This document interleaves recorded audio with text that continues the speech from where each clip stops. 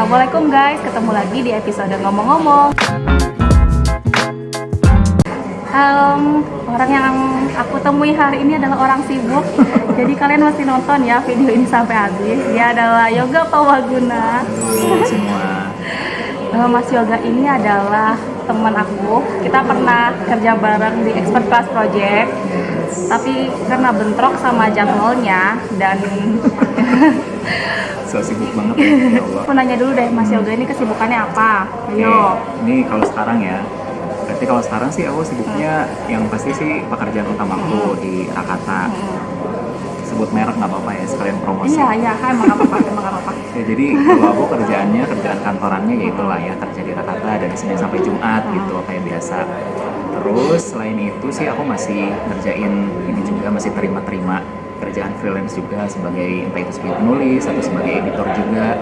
Nah kebetulan nih kemarin habis ya baru beres lah nulis juga gitu, ada project nulis, terus sekarang masih jalan juga project editing gitu-gitu. Jadi alhamdulillah sih cukup sibuk lah ya untuk belakangan ini. Ya selain itu paling Komunitas? sibuk scroll TikTok. Lah. Ini cuma waktu luang.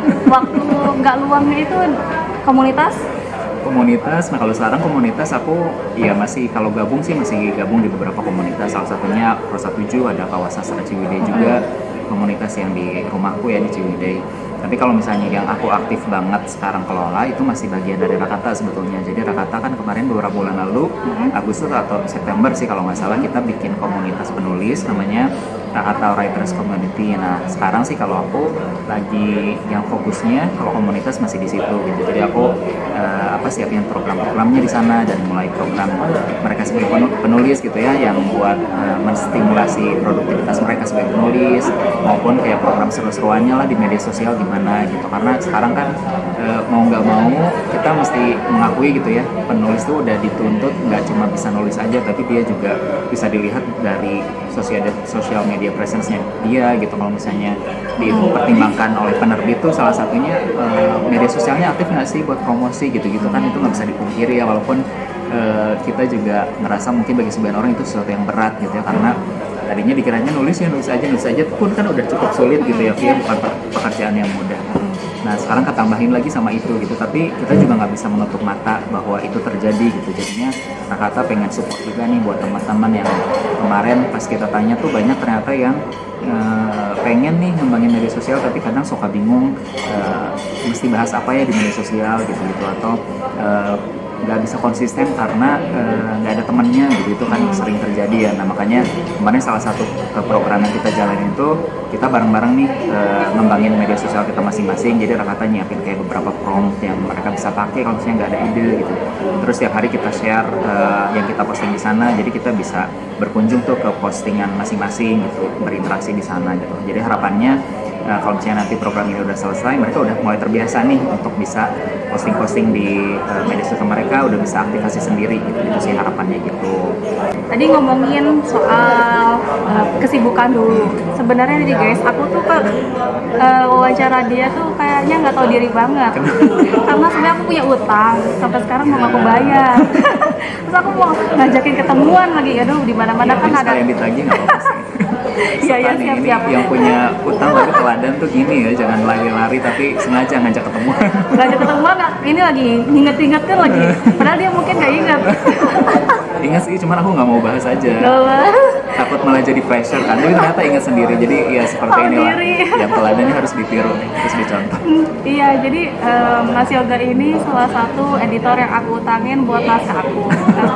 Naskahnya bagus, cuma revisinya banyak. Nah, tapi kan ya penulisnya revisi kadang-kadang energinya butuh lebih daripada nulisnya, kadang-kadang gitu. Gak apa-apa, aku juga ngerti kok sebagai orang yang pengen jadi penulis. Aku juga ngerti kok gimana struggle-nya buat beresin naskah gitu ya. Kadang walaupun udah ada, walaupun tinggal revisi kan bukan berarti itu jadi lebih mudah ya pekerjaan. Makanya emang gak mau pengen terlalu nge-push, tapi ya gitulah, aku pengen, yang penting Via tahu bahwa aku nungguin gitu. Dan aku ada di sini kalau misalnya butuh apa-apa gitu, I'm here gitu. Asli loh guys. Jadi Mas Yoga ini kan buka jasa editing, terus di Rakata juga bagian dari editor nggak? tadi kita sempat ngobrol dikit kalau dia itu sebenarnya bukan lulusan sastra. Ya, enggak, itu enggak gimana sama Mas sekali. ya? Bukan lulusan sastra juga Enggak dan sih. lulusan mana aja? Nah, jadi kalau misalnya Menurut Mas kehidupan ya. jadi kalau misalnya ngomongin apa pendidikan formal, jadi aku pendidikan formal sih saat ini pendidikan terakhirnya resminya tuh baru SMA gitu. Jadi waktu lulus SMA tuh aku langsung kerja gitu kan di sebuah pabrik garment lah di Bandung gitu. Tapi sebelum itu apa ya, sebetulnya kalau ngomongin di sekolah juga aku memang suka baca gitu, suka pinjem buku dari perpus walaupun koleksinya nggak banyak gitu. Nah sampai akhirnya pas aku kerja, nah ini nih mungkin yang rada apa ya, rada beda atau mungkin juga sesuatu yang sebetulnya bukan untuk ditiru ya. Jadi aku tuh waktu SMA nggak punya cita-cita yang kayak gimana gitu ya. Pokoknya aku ya udahlah abis lulus sekolah kerja gitu, udah gitu. Jadi nggak punya cita-cita pengen jadi apa gitu. Itu yang bikin kenapa aku pas dari SMA tuh nggak mikir mau nyari apa gitu, nyari beasiswa buat kuliah atau apa gitu, enggak. Jadi waktu itu pokoknya aku nyari kerja aja, jadi tujuannya nyari kerja. Nah tapi pas aku udah mulai kerja, mulai kepikiran nih gitu, mulai kepikiran kayaknya aku pengen punya pekerjaan yang lain deh. Nah waktu itu karena ternyata minatku sama tulis menulis tuh nggak hilang gitu ya ternyata setelah aku lulus dari sekolah. Apalagi waktu itu aku ingetnya ini sih ada Facebook sih, jadi thanks to Facebook sebetulnya. Jadi di Facebook tuh aku suka ini kayak karena mungkin karena awalnya ngelihat orang lain juga gitu, mereka suka bikin status-status yang misalnya puitis atau apa gitu, bikin catatan-catatan. Nah itu aku juga jadi ikut-ikutan tuh waktu itu, jadi pengen bikin nulis status-status yang soft puitis juga gitu-gitu. Nah dari situ aku sadar kan, oh ternyata aku masih punya nih minat sama tulis menulis ini, literasi ini. Gitu. Nah pas dari situlah mulai kepikiran kayaknya aku pengen deh suatu hari nanti berkarir sebagai penulis atau berkarir di dunia penerbitan gitu. Itu awal kali pertamanya aku secara serius mempertimbangkan kayaknya aku pengen deh punya karir itu gitu. Nah terus dari situ awalnya aku approach pertamanya tentu aja yang paling kebayang dan paling mudah ya jadi penulis gitu kan. Karena nggak perlu ngelamar ke perusahaan apa, nggak perlu bekerja sama orang lain, aku bisa memulai itu sendiri gitu kan kalau untuk jadi penulis. Nah itu awalnya ya itu tadi tetap sih nulis-nulis di Facebook, nulis puisi di Facebook. Ada dulu kan suka ada tuh grup-grup di Facebook ya, masih rame. Nah nyari grup-grup puisi gitu-gitu awalnya dari situ sih. Itu sampai akhirnya kalau ngomongin pertama kali nyemplungnya banget ya, tetap aja sih walaupun setelah aku kepikiran pengen jadi penulis atau kerja di penerbitan, tetap nggak melakukan approach secara formal sih ke situ, ke pendidikan formal sih enggak gitu. Jadi waktu itu sebetulnya aku sempat kuliah tuh abis di tahun ketiga aku kerja gitu kayaknya. Waktu itu aku sempat kuliah tuh di Bandung kelas karyawan, tapi ngambilnya teknik informatika. Random ya? Namanya teknik informatika. Tapi lumayan lah ya nyambung. Coding gitu lah. Coding bisa? Nggak bisa. Justru karena nggak bisa tuh. Habis satu semester tuh aku nggak dilanjut lagi. Selain karena aku pindah kerja waktu itu, pindah ke luar kota ke Purwakarta, akhirnya ya udahlah nggak dilanjut. Nah justru kalau misalnya ngomongin yang terjun secara profesional di luar tulis menulis, itu tuh baru dimulai 2016 Vi. Jadi pas aku udah kerja di sana sini, terus akhirnya aku memutuskan kayaknya aku mau buka usaha sendiri nih gitu, karena waktu itu kebetulan ada tawaran gitulah. Jadi akhirnya aku memutuskan untuk buka warung tuh waktu itu di Ciwidey di rumah. Nah karena pas di situ kan kerjanya udah nggak pakai jam yang strict lagi kan gitu. Nah di situ aku jadi punya waktu luang tuh, kayak misalnya pas lagi nungguin warung belum ada pembeli. Nah aku biasanya sambil nulis-nulis, soalnya nulis puisi, nulis cerpen. Nah akhirnya aku cobain tuh nulis puisi dikirim ke koran, dan waktu itu diterbitin di Pikiran Rakyat gitu puisinya. Kayaknya bisa nih gitu ya kalau misalnya diterusin gitu. Aku jadi mulai mempertimbangkan nih buat terus latihan nulis gitu. Nah akhirnya dari situ terus kebetulan waktu itu ada GWP.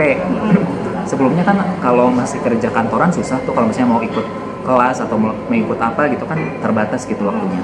Nah sedangkan pas di sana aku cukup lumayan bebas nih, kalau misalnya aku ada acara bisa dititip dulu ke si mamah biasanya warungnya, jadi aku bisa pergi-pergi. Nah salah satunya sebelum GWP juga aku pernah ikut tuh kayak pelatihan penulisan esai dari Kureta gitu, sempat di Jakarta 2 hari. Itu kan karena aku kerjanya udah nggak di kantoran lagi, akhirnya aku bisa kayak gitu kan. Nah, salah satunya tuh kalau yang paling berpengaruh mungkin si GWP itu ya. GWP 3 ya waktu itu kita. Iya. Sebenarnya ya guys, aku nih ngerasa pertama kali ketemu Mas Yoga sekarang. Padahal kita dulu pernah ketemu, cuman emang gak kenalan aja. Iya. Ya, jadi Nah, sebenarnya kita di pernah di GWP acara itu yang ya. sama, Heeh. tapi Gak belum yang kenalan. ngobrol Iya. berdua gitu langsung. Heeh. Terus Gitu. Nah, jadi di GWP 3 itu akhirnya aku beneran punya ini kenalan ke lebih banyak penulis. Kalau sebelumnya aku kan di Ciwidey ada si komunitas tadi itu si kawasan sastra Ciwidey, tapi kan lingkupnya masih cuma di sekitar situ aja gitu. kalau kata sekolah tuh zonasi ya. Nah, jadi zonasinya masih di situ-situ aja gitu, ketemunya sama penulis yang itu lagi. Nah, sedangkan pas di GWP 3 itu akhirnya meletek lah gitu, aku jadi kenalannya lebih banyak gitu sama, itu kan pesertanya hampir dari seluruh Indonesia ada lah ya gitu bisa dibilang. Nah, abis itu aku ingat tuh, waktu itu kayaknya ada yang nge-share di grup GWP, jadi dia lagi nyari content writer buat blog. Nah, waktu itu aku ngelamar, ternyata oke, diterima katanya.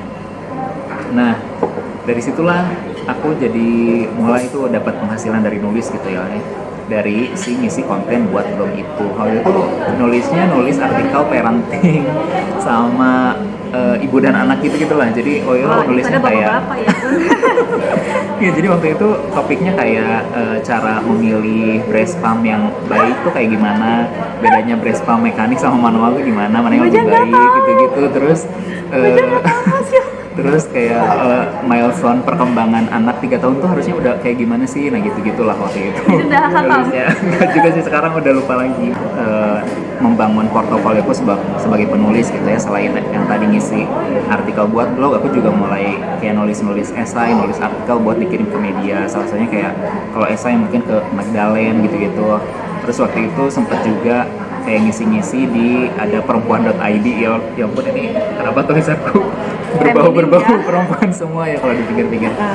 Ya gitu, tapi alhamdulillah sih itu semua jadi berkat itu semua aku jadi lumayan punya portofolio lah di dunia tulis menulis ini. Nah, sampai akhirnya aku tuh waktu itu dapat info lowongan lah buat jadi semacam ghostwriter gitulah di sebuah penerbitan di Bandung gitu, dari temanku yang waktu itu di sana pernah kerja sebagai editor di sana. Nah, akhirnya karena waktu itu aku juga di warung kan nggak terlalu sibuk ya, akhirnya aku pikir kayaknya mau dicoba deh. Ternyata alhamdulillah tuh diterima jadi ghostwriter di sana. Terus akhirnya ya alhamdulillah dari situ kayaknya aku lebih mantep gitu untuk kayaknya aku mau mengembangkan karirku sebagai penulis deh. Pengalamannya banyak ya, jadi sekalipun belum ada pengalaman pendidikan formal, informalnya tuh banyak. Makanya secara profesional tuh kita kayak setara. Bukan tenan dia sih sebenarnya, nggak setara pun tenan dia. Gak usah nyetarain dah. Asli, dia tuh secara pengetahuan bacaan bukunya lebih banyak. Terus pengetahuan apalagi ya, cara nulis juga, teknik tulisnya kalian tunjungin Instagramnya Mas Yoga. Di situ dia nulisnya tuh deep dan apa ya, interestnya apa sih? Interestnya lebih, kan tadi ngomongin perempuan, interestnya lebih kemana sebenarnya? Interestnya apa ya, macam-macam sih, cuman ya mungkin nggak bisa dipungkiri kalau misalnya dilihat dari tulisanku baik yang fiksi mau non fiksi. Sekarang aku banyak nulis juga soal ini sih, soal self acceptance kali ya. Oh iya. Karena itu juga salah satu isu Quarter life crisis yang ya? dekat sama aku, apalagi ya maksudnya dengan apa yang aku jalani gitu ya, banyak sekali hal-hal kayak misalnya yang tadi lah, bahwa aku misalnya nggak kuliah gitu, itu juga jadi sering jadi sumber insecurity gitu kan. Nah, makanya perjalananku tuh ya aku banyak mengalami momen-momen di mana aku harus mengingatkan diri sendiri bahwa perjalanan orang tuh beda-beda gitu, kita nggak mesti ngebandingin dari kita sama orang lain gitu. Nah, aku sering menulis juga untuk mengingatkan diriku sendiri khususnya tentang hal itu gitu, bahwa ya udah kita jadi diri kita sendiri aja.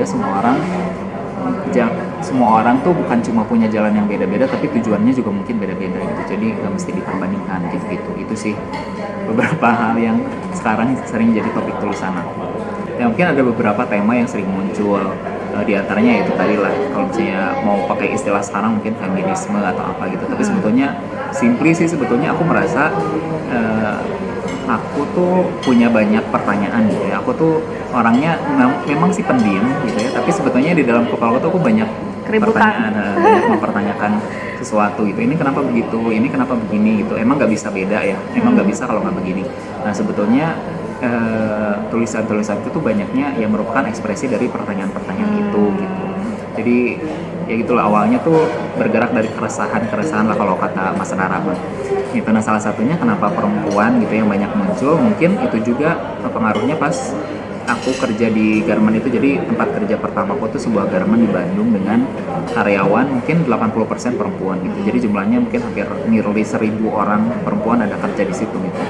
Nah jadinya aku sering ngeliat tuh, sering berinteraksi sama mereka, aku sering dengar cerita-cerita mereka, aku ngeliat gimana mereka tuh bangun pagi terus pergi ke pabrik buat bekerja gitu ya. Terus mereka menghabiskan 8 jam minimal di sana bekerja. Ada yang jahit, ada yang kerjanya duduk terus selama 8 jam gitu karena di bagian jahit, ada yang kerjanya justru berdiri terus selama 8 jam gitu itu. Dan aku merasa tergugah aja gitu melihat mereka, karena ya perempuan kan sering dianggap kayak lemah lah atau apa gitu ya, potensinya terbatas dan sebagainya. Tapi di situ tuh aku justru melihat sesuatu yang berkebalikan dari itu semua gitu. Makanya aku puisiku yang pertama pun gitu ya, aku inget yang menurut aku puisi yang beneran puisi lah gitu. Sebelumnya masih kayak cuma curhat galau aja gitu. Nah, itu pertama kalinya aku merasa tergugah untuk menulis puisi tentang orang lain, bukan tentang diriku tuh. Ketika aku di sana gitu, ketika aku melihat ada berjejer kayak ratusan orang perempuan yang mereka lagi kerja buat keluarga mereka di rumah, mungkin buat anaknya, buat bantu suaminya gitu. Dari situ aku sadar kalau perempuan tuh sebetulnya kuat-kuat banget gitu, dan mereka punya cerita-cerita yang nggak bisa langsung digeneralisir, langsung ini itu semua. Mereka tuh punya ceritanya masing-masing, dan aku pengen ikut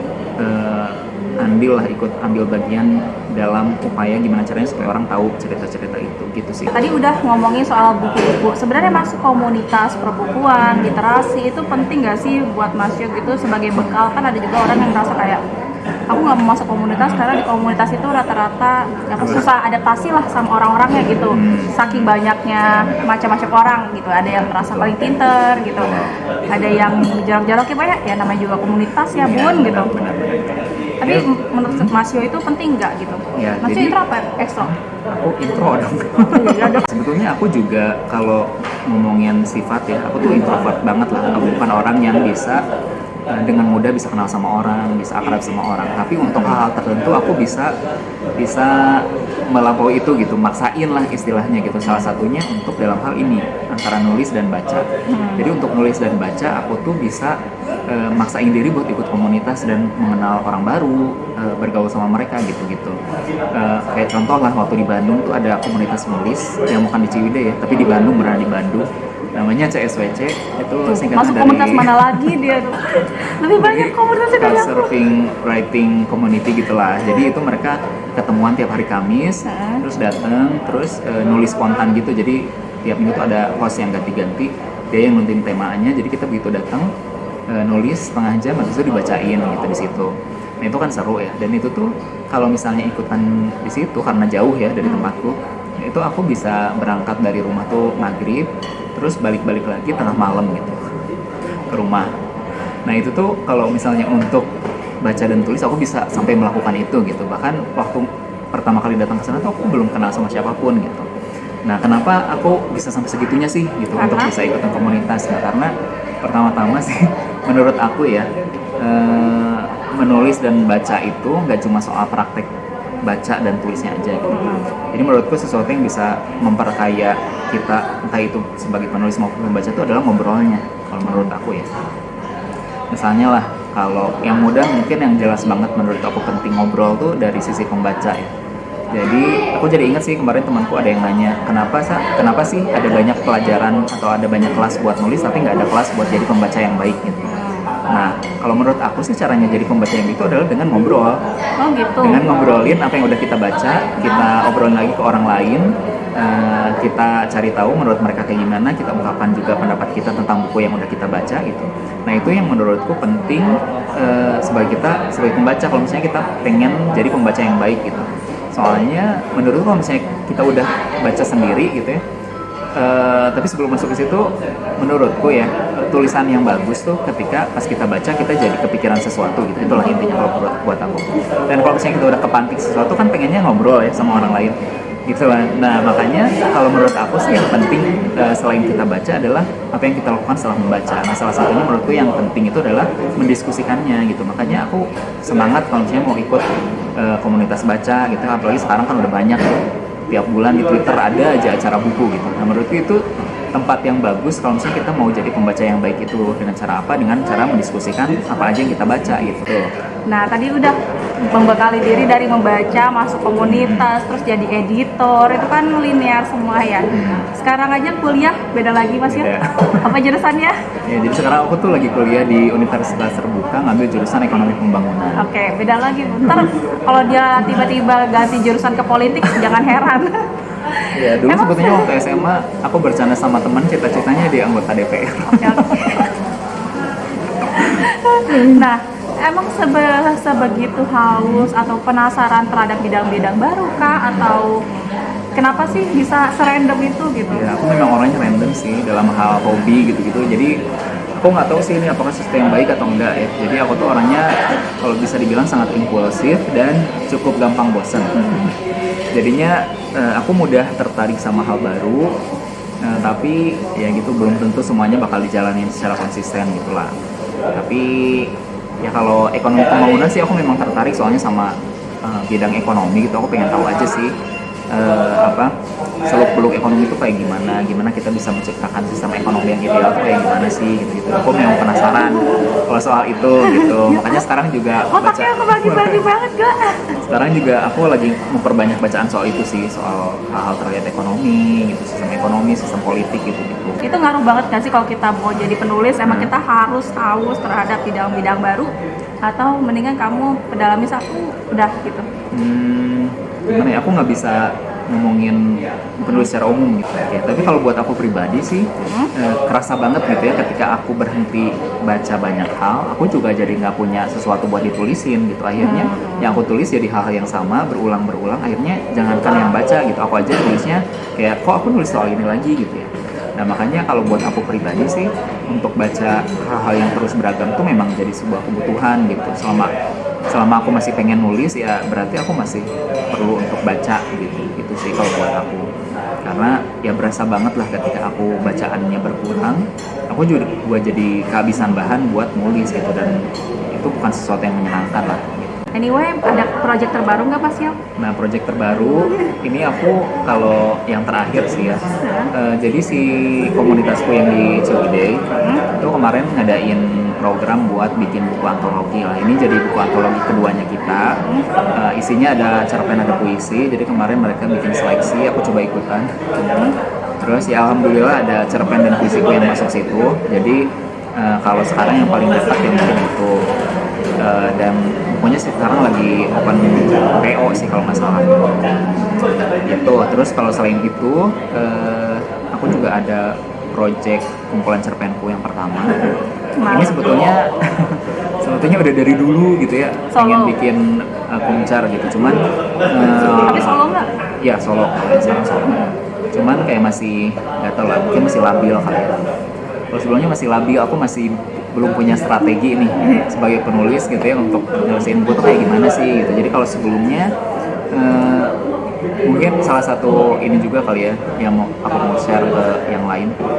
Kalau aku tuh sebelumnya terlalu banyak menunda gitu loh, Vi. Jadi nggak tahu nih apakah ini tuh sebetulnya perfeksionis atau cuma nggak mau apa ya, nggak mau atau takut gagal aja atau takut jelek aja. Jadi sebelumnya tuh aku misalnya udah nulis nih beberapa gitu ya, udah ada belasan lah sebetulnya.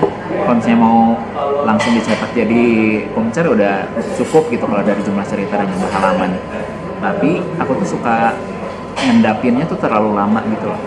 Jadi dinapin terlalu lama, terus aku keburu baca buku-buku lain yang menurutku lebih bagus, yang punya mungkin tekniknya lebih bagus gitu ya dari teknik penulisannya. Terus itu bikin aku jadi standarnya juga jadi meningkat gitu ya. Aku jadi merasa kayaknya tulisan yang kemarin itu jelek deh. Iya benar. Nah akhirnya masuk naskah itu, naskah yang aku utangin. Nah akhirnya apa? Akhirnya yang udah disiapin itu belum diapa-apain gitu ya, belum jadi terbit. Aku udah ngerasa mereka jelek duluan gitu. Akhirnya kayaknya enggak deh, kayaknya ini perlu dirombak deh, kayaknya aku perlu nulis yang baru. Nah, akhirnya aku nulis lagi yang baru, aku ngerombak lagi yang lama gitu ya. Terus habis itu diendapin lama lagi. Terus akhirnya aku baru baca yang lain lagi, aku udah merasa Revisi ini jelek lagi. lagi deh. Gitu. Nah, akhirnya kalau sekarang sih aku belajarnya gitu ya, karena kalau misalnya begitu terus nggak akan kelar-kelar. Nggak bisa nih aku berharap udah mencapai sesuatu terus aku nggak akan belajar lagi, itu kan enggak gitu. Jadi kalau misalnya nunggu sampai aku merasa sempurna sih nggak akan pernah kejadian gitu kan. Justru itu malah jadi sesuatu yang buruk mungkin kalau misalnya aku udah ngerasa puas gitu kan. Nah makanya kalau sekarang aku strateginya aku pilih beberapa orang yang mau aku percaya dari secara standarnya. Menurut aku tuh kalau misalnya mereka ditanya apakah cerpenku bagus atau enggak, itu pendapat mereka bisa aku jadiin sebagai patokan. Jadi kalau misalnya menurut mereka masih jelek nih, perlu diperbaikin, ya akan aku perbaiki. Kalau misalnya mereka udah bilang cukup kok, ini udah cukup layak nih, aku bakal ikutin pendapatnya mereka gitu. Maju ya. Nah, gitu. Jadi sekarang aku udah nih nentuin beberapa orang yang memang bakal aku pegang nih pendapatnya. Jadi kalau misalnya menurut mereka udah oke, ya udah aku udah oke, aku nggak akan insecure lagi. Pokoknya yang penting aku bisa ngikutin standar mereka untuk sekarang oke gitu. Kayak ini bakal ada last question. Kira-kira kapan yang Budi ceritain itu mau dimajuin? Ada progres kemajuannya setelah mengalami insecure berulang-ulang. Ya, nah kalau sekarang sih mungkin kalau dalam persentase udah 70% lah ya. Aku tinggal nulis beberapa cerita baru sama memperbaiki cerita-cerita yang udah ada gitu. Tapi kalau target aku pribadi untuk si draftnya bisa selesai itu paling lambat akhir tahun ini. Jadi Desember tahun ini tuh pengennya udah beres. Nah, habis dari situ tahun 2022 aku pengen coba dulu lempar ke beberapa penerbit. Kalau misalnya dalam waktu mungkin 6 bulan masih belum ada kabar baik, ya mungkin bakal aku tempuh jalur self publishing sih. Gitu. Jadi pokoknya gimana caranya perlu lahir dulu aja lah sini. Amin. Gitu. Kita doain ya guys ya, semoga lahir dengan selamat, terus diterima banyak orang. Jadi kita penasaran nih, naskah yang udah diendap berapa lama ini bakal sematang apa? Ini malah jadi pressure ya. Iya, ini malah jadi pressure. Jangan. Dia Jangan mau tulisannya, berekspektasi. kalau kalian gak percaya sama kata-kataku, kalian masuk ke Instagramnya dia aja. Itu tulisannya dalam-dalam loh. Itu kadang-kadang aku mikirin kontemplasinya berapa lama sih buat jadi sebatas status ya, sebatas status aja mikirnya kayak kontemplatif gitu. Oke, terima kasih Mas Yoga, berhubung banyak baterainya juga. udah tutup batang. Masih juga udah diajak ngobrol-ngobrol. Akhirnya ya, setelah susah banget blok jadwalnya dia, ya Allah. Ya. Nggak ketemu, akhirnya ketemu Akhirnya, sekarang. alhamdulillah, ya. Jadi kan dia baru tahu Gramet Matraman di mana. Bener, ini udah 1,5 tahun di Jakarta tapi belum pernah kan. Ya ampun. Ya udah kasihan banget ya. Ntar kita lain kali main lagi, lebih seru lagi. Dan sampai ketemu guys di video selanjutnya. Wassalamualaikum warahmatullahi wabarakatuh. Waalaikumsalam.